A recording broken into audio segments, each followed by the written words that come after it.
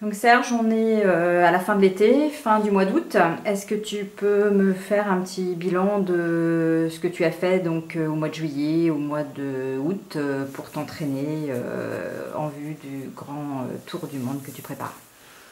Alors, l'entraînement en juillet et en août pour le Tour du Monde, bah, il a été assez simple. Il y a eu de la navigation. Il y a eu donc 3 jours intensifs de navigation à Fécamp, où j'ai pu tester pas mal le bateau et surtout le matériel qui va avec, des salinisateurs, les panneaux solaires, enfin tout le matériel qui va avec. Donc ça, c'était assez intéressant. Beaucoup de frayeur parce j'ai essayé de sortir du port et entrer au port tout seul. Donc ça, c'est assez difficile. En principe, j'ai été tracté par un bateau, mais finalement, ça, j'y suis arrivé avec un peu de patience. Donc ça a été très, très formateur. Après, entraînement course à pied, bah, ça a commencé entre guillemets par l'ultramarin, donc le trail de 176 km dans le golfe du Morbihan.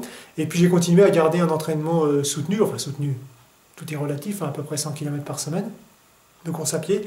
Donc j'essaye en effet de combiner les deux. Au mois d'août, il y a eu une semaine, j'allais dire off entre guillemets, puisque j'ai voulu profiter un petit peu de ma famille, donc de mes parents qui sont venus. Et puis de René qui est venu aussi passer une semaine. Donc ça, j'ai levé un petit peu le pied pendant cette semaine. Mais finalement, je reprends activement l'entraînement, course à pied et rame. Qu'est-ce que tu fais en plus de la course à pied et de la rame? Est-ce que tu as une préparation physique spécifique? Et si oui, est-ce que tu peux nous dire en deux, trois mots en quoi elle consiste? Oui, alors donc il y a un complément à la course et à la rame, c'est ce que j'appelle la préparation physique générale. C'est environ maintenant, c'est à peu près 1 heure par jour, donc c'est beaucoup, mais il le fallait. Je crois que j'ai constaté, et je constatais depuis des années que le manque de souplesse était là, et c'est vrai que quand on est dans le bateau, il faut quand même une certaine souplesse pour rentrer dans la cabine et tout ça, donc je me suis dit, il faut travailler sur cette souplesse. Donc depuis maintenant, oui, ça fait quand même presque 4 5 mois que je travaille sérieusement les étirements, un petit peu de gainage, les abdos, voilà, donc et ça prend à peu près 1 heure le matin, parce que c'est assez complet. Donc ça, c'est un bon complément et j'avoue que je ressens maintenant les bénéfices un petit peu de cette préparation qui est assez particulière. La suite de l'année, cette fin d'année, quels sont un petit peu, en quoi va consister ta rentrée à toi? Bah, c'est une fin d'année plutôt chargée, d'abord parce qu'on approche du départ, hein. Le départ c'est fixé le 1er mars maintenant, ça y est, c'est officiel. Et là, il y a des conférences qui vont tomber pour les partenaires, donc il y a à peu près une dizaine de conférences pour le Conseil général, il y en a certainement aussi pour les établissements Leclerc, donc il va falloir faire tenir ça dans ce dernier trimestre surtout. Beaucoup de rendez-vous, parce qu'on continue à chercher du budget bien sûr. Donc ça va être assez stressant. Il y a aussi maintenant le fait d'exposer le bateau, parce qu'on cherche toujours bien sûr à vendre entre guillemets votre nom autour du monde, et donc ça passe par des expositions de bateaux. En l'occurrence, la première, ça sera au Grand Pavois à La Rochelle, donc au mois de septembre, mi-septembre. Après, ça sera au Mille Sabords, donc au Cruesti, qui est fin octobre, début novembre. Et puis peut-être, c'est encore conditionnel, peut-être donc le Salon nautique de Paris, qui sera donc le dernier rush, si je peux dire, donc au début décembre. Donc ça va être absolument des gros morceaux. Et après, il faudra de toute façon qu'on amène le bateau au siglage pour bien sûr mettre tous les partenaires et mettre tous les noms des personnes qui ont participé bien sûr à ce soutien.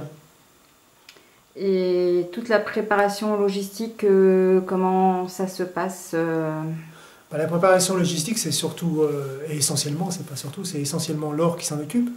Donc là, on est sur une partie, elle vous en parlera tout à l'heure, mais elle est sur une partie assez compliquée et sensible, qui est bien sûr toute la logistique du fret. Parce que le fret, le bateau sur lequel je vais naviguer, il va falloir de temps en temps l'emmener sur les continents, le ramener.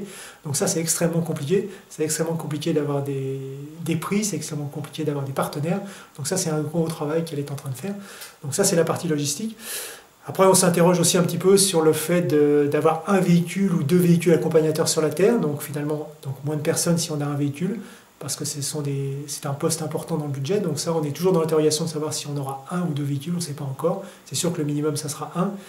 2, ça serait plus confortable, mais beaucoup plus compliqué aussi. Donc on réfléchit à cette alternative. Est-ce que tu as une grande nouvelle à nous annoncer? Jusqu'alors, on sait que tu partais en 2015, entre février et mars. Est-ce que là, une date est arrêtée? Oui, donc comme je le disais précédemment, on a définitivement arrêté une date.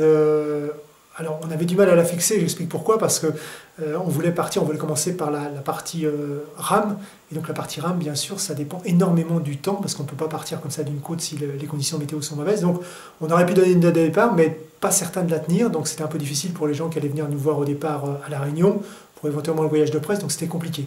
Donc on a décidé finalement de commencer par la course à pied, alors une petite course à pied, la première, donc ça va être environ 3-4 jours peut-être, départ de la côte ouest, oui, je ne me trompe pas, de la côte est, pardon, de l'île de la Réunion, pour aller jusqu'à la côte ouest de l'île de la Réunion. Donc on va traverser la Réunion ou le contourner par le Tour, je ne sais pas encore. Donc ça fera environ 3 jours peut-être de course à pied. Et puis après, donc je commencerai la partie rame en fonction de la météo. Mais le départ officiel, c'est donc le 1er mars. On n'a pas encore choisi le lieu, mais ce sera la côte est de la Réunion, ça c'est sûr.